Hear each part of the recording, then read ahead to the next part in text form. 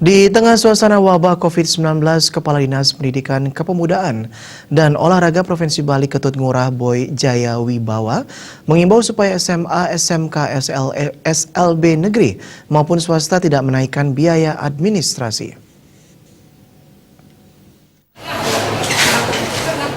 Kadisdikpora Provinsi Bali mengatakan banyak orang tua yang kesulitan keuangan. Karena itu, menaikkan biaya administrasi sekolah tidak tepat dilakukan di masa sulit akibat pandemi COVID-19. Sebuah harus prihatin dan berempati mengingat masyarakat masih berhadapan dengan pandemi COVID-19. Untuk SPP di sekolah swasta, menurut Kadisdikpora, pihak sekolah dapat memberi keringanan berupa kebijaksanaan untuk mengangsur biaya SPP. Himbauan lisan itu juga ditujukan kepada sekolah negeri. Biaya komite di sekolah negeri dapat ditinjau ulang dengan menyesuaikan kemampuan orang tua siswa, sebab kesepakatan biaya sebelumnya ditentukan sebelum terjadi pandemi. Wiradana Denpos melaporkan.